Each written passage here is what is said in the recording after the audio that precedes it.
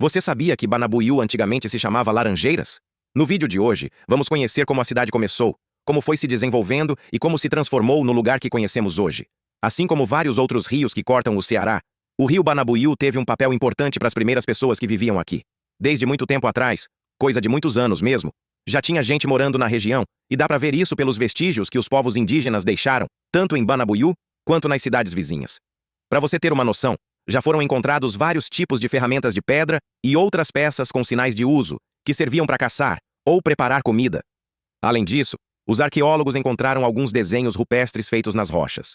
De acordo com registros históricos e relatos de estudiosos que pesquisam os costumes dos povos indígenas, a região de Banabuiú era a casa de vários grupos indígenas.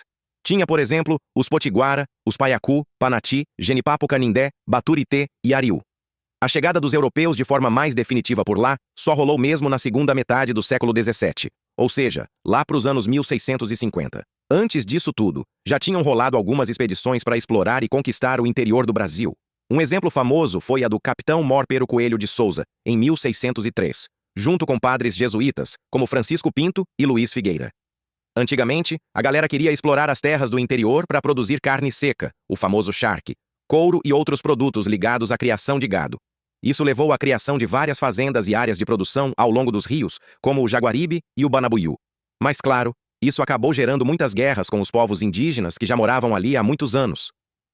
A história de como Banabuiú virou o município que a gente conhece hoje tem tudo a ver com a expansão da criação de gado ali pela região dos rios Jaguaribe e Banabuiú.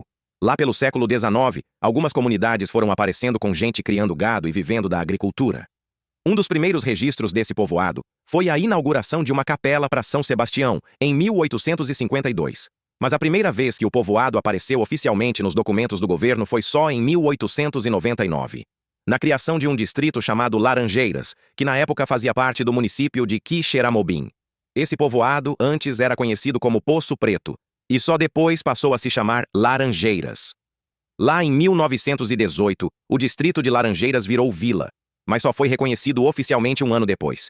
Em 1926, Laranjeiras foi rebaixada e passou a fazer parte do município de Quixadá, e ficou assim por um tempão. Mesmo assim, nos anos 1930, algumas famílias começaram a se mudar para lá, principalmente na região da Fazenda Amendoim. A mudança para o nome que conhecemos hoje aconteceu em 1943. Laranjeiras passou a se chamar Banabuiú, nome que vem do rio que corta a região e é de origem indígena. Significa brejo das borboletas. Mas foi só a partir de 1952 que a coisa começou a andar de verdade e mais gente passou a morar por lá. Nessa época, o DINOQS, que é o Departamento Nacional de Obras contra as Secas, resolveram construir um monte de coisa em Banabuiú. Teve campo de pouso, tipo um aeroporto pequeno, casas, hotel, hospital, escola e até prédios para cuidar da parte administrativa. Tudo isso numa área meio afastada do antigo distrito de Laranjeiras. E o motivo dessa movimentação toda foi a construção do açude arrojado Lisboa, que começou em 1958 e foi inaugurado em 1966. Esse açude foi um dos maiores projetos hídricos da época. Inclusive, se ele também é conhecido por outro nome pela galera mais antiga, Mudubim, que era o nome de outro açude menor que acabou sendo coberto pela água quando a obra foi concluída. Com tanta gente trabalhando na construção, um novo povoado foi surgindo ao redor do açude. Era o começo do que hoje é o centro urbano de Banabuiú. No meio de toda aquela movimentação para construir o açude arrojado Lisboa, veio muita gente trabalhar por aqui. Entre esses trabalhadores tinha um grupo muito importante, os caçacos. Era assim que chamavam os operários que eram do serviço mais pesado na obra. A vida deles não era fácil, não. Muitos viviam em condições bem difíceis, com pouca estrutura, morando em barracos improvisados e lidando com jornadas de trabalho puxadas. Até hoje, muita gente da região, ex-trabalhadores ou filhos e netos deles, ainda conta como foram esses tempos.